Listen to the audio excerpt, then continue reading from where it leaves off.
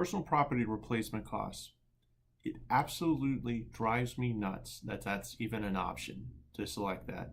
We always cover our structure, obviously, at replacement costs. We want to put back the structure exactly as it was, plain and simple. We have deductibles for your self-insurance part, but depreciation, all that stuff, it has no factor in the replacement cost of your structure. So why would we offer that for personal property? Fact is, we do. I'm not going to really give you a good answer for that because I just don't get it. But when it comes to your personal property, the stuff that's not physically attached to your structure, furniture, some appliances, clothing, all kinds of that kind of good stuff. But you have the option to cover it two different ways. One is replacement cost, which is replacing it basically exactly as is, just like the structure, or the other is actual cash value, which then brings in depreciation. When you bring in depreciation, it's effectively something you decide when you choose actual cash value. It's something you decide that you are going to cover and self-insure by yourself, obviously. The issue there is that a lot of times, and you can kind of look to tax code. So, an example, and this is something you can look up online, obviously, but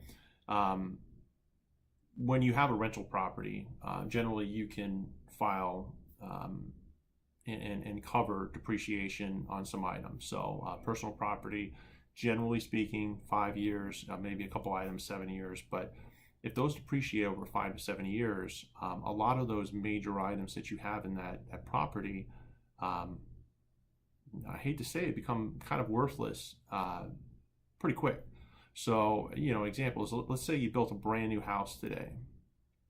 You move into it 5 years from now, you have a sofa couch, a hurricane comes rolling through, and, the roof blows off, water comes in, completely damages, actually smashes part of your sofa, and you want to replace that. Obviously, there's probably some more damage in there that you're dealing with, but the moment you try to replace that, if you have it at actual cash value and it depreciates over 5 years, you can do the math of what you're going to get off of that. It's just, in my opinion, it's a worthless benefit. Because a lot of that stuff, it's just, you're paying, a little bit less, but you're paying for basically a benefit that's worthless on the back end. Please think about that when you're looking at your coverage. That is an actual choice you have to make.